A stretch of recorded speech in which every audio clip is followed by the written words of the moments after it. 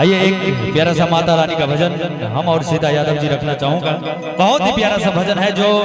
हमारे गांव घर की हर माँ बहनें इस गीत को गाती है और बहुत ही भाव में गाती है। और कैसे गाती है भैया हो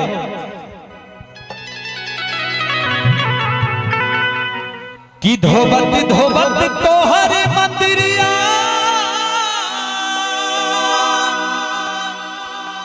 हाथ बाखी अइले हो या तब नाही या हो मैया दया तोहरा अइले हो या हो किताबो नाही आहे मैया दया तोहरा अइले हो यार तब नाही आहे मैया धोबत धोबत तोहरी मंदिरिया हाथ बाखी अइले हो या धोबत धोबत तोहरी मंदिरिया हाथ बाखी अइले हो या तब नाही आहो मैया तब नाही दया तोहरा अइले हो या तब नाही आहे मैया दया तोहरा अइले हो या तब नाही आहे मैया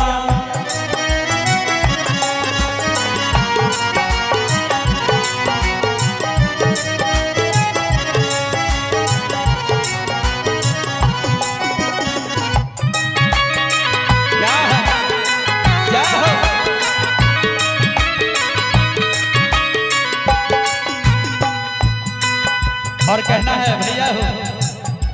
कौवा बोले से पहले आइला मंदिरिया कहुआ बोले से पहले आइला मंदिरिया हाजिर बात से बामे हमारो शरीरिया हाजिर बाट से बामे हमरो शरीरिया कौवा बोले से पहले आइला मंदिरिया हाजिर बात से बामे हमारो शरीरिया गावत गावत तोहरी भजनिया गबत तोहरी भजनिया होठवा सुखैले हो अरे तब नहीं आहे मैया तब नहीं आहे मैया दया तोहरा अइले हो अरे तब नहीं आहे मैया दया तोहरा अइले हो या तब नाही आहे मैया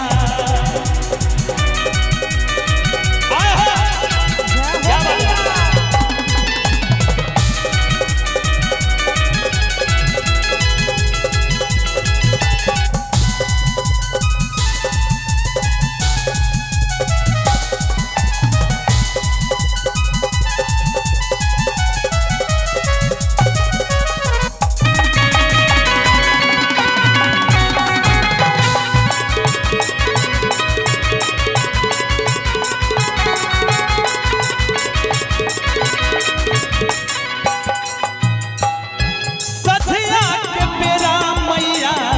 परिला दिया माँ सझिया के बेरा मैया परिला दिया रवा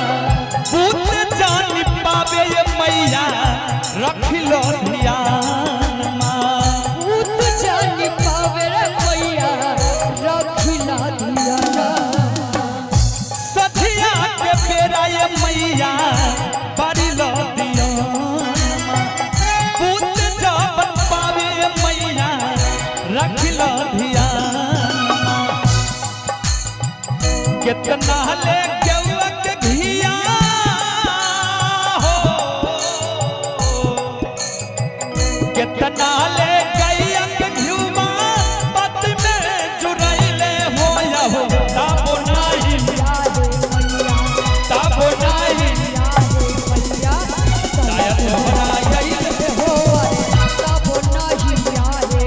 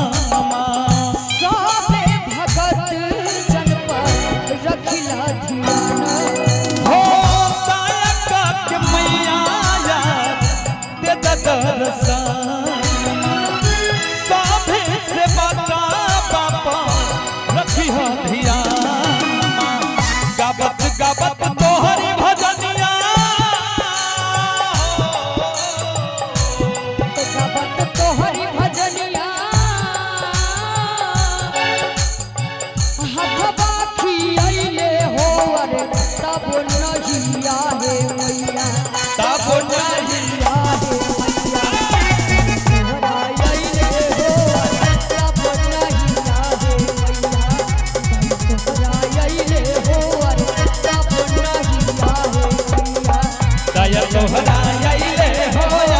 तब नाही आहे मैया दया तोहरा आइले हो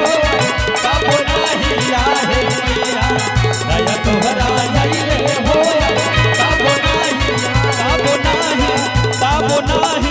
तब नाही आहे मैया।